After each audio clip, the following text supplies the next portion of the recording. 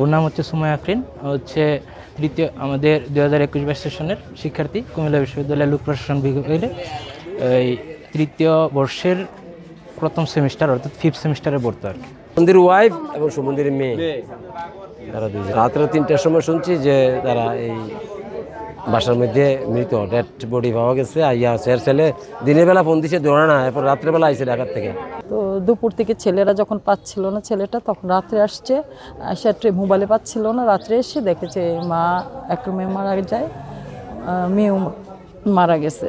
তো সাথে সাথে আত্মীয় স্বজন এবং বাড়িওয়ালাকে বলছে, বলার পরে তখন পুলিশকে ইনফর্ম করছে, 999 ফোন দিছে, দেওয়ার পরে সে পুলিশ 2:30টার দিকে আসছে, একে খুঁজে পাচ্ছিল না, 2:30টার দিকে আসছে, আমরা 5টায় খবর পাইছি। বসুন্ধরা টিস্যু, অশুদ্ধতার বিরুদ্ধে এক বিন্দুও ছাড় নয়। তো এখানে নানির বাড়ি আছে, দেবীদের ওর দাদার বাড়ি, সুজানগর ওদের বাড়ি আছে, ভাড়া দিয়ে রাখছে। আর এখানেও এই মৌ হোটেলের সামনেই ওনাদের একটা বাড়ি আছে, ভাড়া দিয়ে রাখছিল। মেয়ে পড়াশোনার জন্য, ছেলে পড়াশোনা হয়তো ভাড়া থাকতো, এই আমাদের এখানেই থাকতো আর কি। দীর্ঘদিন আসছিল, তো এখানে অনেক দিন যাবত আসছে। সকালে শুনেছি, সকালে একটু ব্যস্ততা ছিল, যে একটু দেরি হলো, যাক আমরা চলে এসেছি। আমরা খুবই উদ্বিগ্ন, আমাদের প্রক্টরকে আগেই পাঠিয়ে দিয়েছি, প্রক্টর আগেই চলে এসছেন।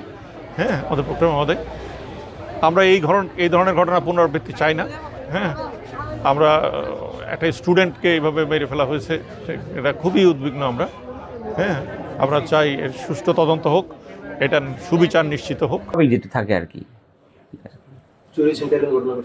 না, তারা বলেছে যে তাদের ওখান থেকে 3টা মোবাইল মিসিং, কিন্তু আমরা পরিদর্শন দেখেছি তার বাসা থেকে সব স্বাভাবিক আছে, সব আসবাবপত্র সব স্বাভাবিক। আমরা সিআইডি নিয়ে গেছি, আমরা পিবিআই নিয়েছি, আবার দেখতে সব কিছু মিলে আলামত উদ্ধার করতেছি আমরা, সাসপেক্টেড যেগুলো হয়। কোনো তথ্য আমরা পাইনি আসলে, ওখানে কেউ কিছু বলতেও পারছে না।